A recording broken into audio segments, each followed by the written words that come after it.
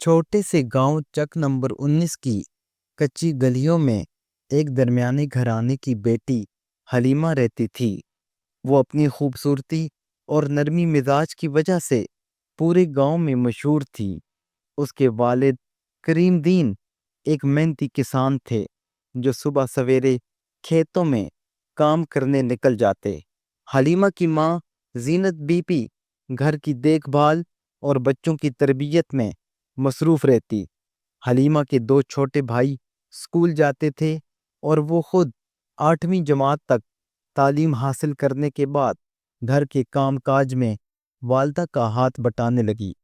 حلیمہ کی زندگی عام دیہاتی لڑکیوں جیسی تھی، لیکن اس کے دل میں ایک خواب تھا، تعلیم حاصل کرنے کا، کچھ بننے کا، اپنے والدین کی زندگی سنوارنے کا۔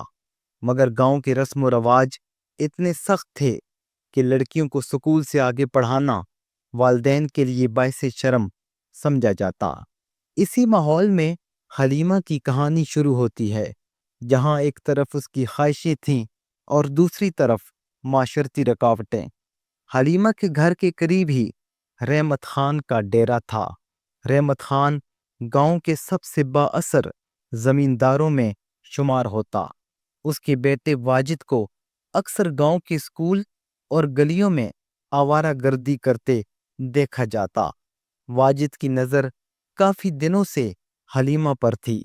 وہ اکثر بہانے سے اس کے راستے میں آتا، کبھی پانی کی گھڑے پر نظر ڈال لیتا، کبھی کھیتوں میں جاتے وقت اس کا پیچھا کرتا۔ حلیمہ ایک شریف اور سادہ مزاج لڑکی تھی۔ اس نے کبھی کسی سے نظر ملا کر بات نہ کی تھی، لیکن واجد کی نظریں اور رویہ اسے خوفزدہ کرنے لگے۔ ایک دن حلیمہ نے ہمت کر کے اپنی ماں کو بتایا، اماں، وہ واجد میرا پیچھا کرتا ہے، مجھے ڈر لگتا ہے۔ زینت بی بی نے گھبرا کر کہا، بیٹی زبان بند رکھو، ایسے معاملے زبان پر لانے سے عزت خاک ہو جاتی ہے، لوگ کہیں گے لڑکی نے بد چلنی کی ہے۔ یہ الفاظ حلیمہ کے دل پر خنجر کی طرح لگے۔ وہ سمجھ گئی کہ جہاں عزت صرف خاموش رہنے میں ہے، چاہے دل کٹ جائے۔ چند دن گزرے۔ ایک شام جب حلیمہ کھیتوں سے چارہ لے کر واپس آ رہی تھی تو واجد نے اسے روکا۔ حلیمہ، تم سے بس ایک بات کرنی ہے۔ تم بہت اچھی لگتی ہو مجھے، میں تم سے شادی کرنا چاہتا ہوں۔ حلیمہ کا چہرہ سرخ ہو گیا۔ وہ سخت لہجے میں بولی، واجد، اپنی حد میں رہو، میں نے کبھی تم سے بات تک نہیں کی، میرا راستہ روکا تو میں ابا کو بتا دوں گی۔ واجد نے کہکا لگایا، ابا کو؟ ہا ہا ہا، تمہارے ابا میرے باپ کے سامنے کیا حیثیت رکھتے ہیں؟ یہ گاؤں ہمارا ہے، عزت ہماری ہے، تم جیسی لڑکیاں خاموش رہنے کے لیے پیدا ہوئی ہیں۔ حلیمہ تیز قدموں سے گھر لوٹ آئی۔ اس رات وہ دیر تک جاگتی رہی۔ اس کے دل میں خوف اور غصہ دونوں تھے، لیکن زبان پر ایک تالا لگا ہوا تھا۔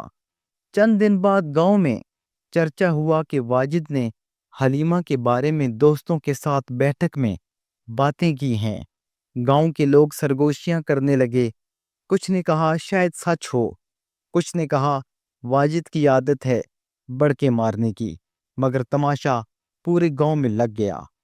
کریم دین کو خبر پہنچی، وہ زمین پر بیٹھ گیا جیسے کمر ٹوٹ گئی ہو۔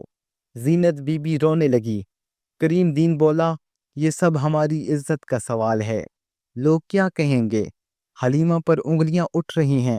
حلیمہ تڑپ اٹھی، ابا، قصور میرا نہیں ہے، واجد نے جھوٹ بولا ہے، آپ کیوں میری بات پر یقین نہیں کرتے؟ لیکن گاؤں کے ماحول میں بیٹی کی صفائی کم ہی مانی جاتی ہے۔ ماں باپ نے خاموشی اختیار کر لی۔ حلیمہ نے فیصلہ کر لیا کہ وہ خاموش نہیں بیٹھے گی۔ اگلے دن وہ سیدھی اسکول کی اساتذہ مس ناہید کے پاس گئی، جو عورتوں کے حقوق کی کھل کر حمایت کرتی تھیں۔ اس نے ساری بات مس ناہید کو بتائی۔ مس ناہید نے حلیمہ کا حوصلہ بڑھایا، بیٹی، عزت وہ نہیں جو لوگ چھین لیں، عزت وہ ہے جو تمہارے کردار میں ہے۔ اگر تم سچ پر ڈٹی رہو تو کوئی تمہیں گرا نہیں سکتا۔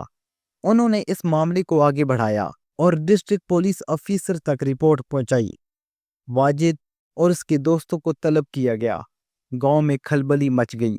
لوگ کہنے لگے یہ لڑکی تو خاندان کی عزت خراب کر رہی ہے، مگر حلیمہ ڈٹ گئی۔ اس نے کہا عزت چھپانے میں نہیں، سچ دکھانے میں ہے۔ عدالت میں معاملہ پہنچا۔ واجد کے دوستوں نے بیان دیا کہ اس نے واقعی بڑک ماری تھی، اصل میں حلیمہ کا کوئی قصور نہ تھا۔ واجد کے جھوٹ کا پول کھل گیا۔ حلیمہ سرخرو ہوئی، مگر گاؤں کے کچھ لوگ اب بھی کہہ رہے تھے کہ لڑکی نے عدالت جا کر بے عزتی کی ہے۔ اس لمحے مس ناہید نے گاؤں کے بڑے پنچایت میں کھڑے ہو کر کہا یہ لڑکی نہیں، یہ بہادر ہے جس نے اپنے کردار کی سچائی سے عزت کو نئی پہچان دی۔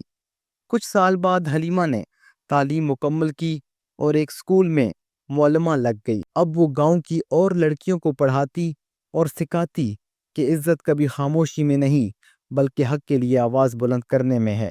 کریم دین اور زینت بی بی کو بھی احساس ہو گیا کہ ان کی بیٹی کی ہمت ہی اصل عزت تھی۔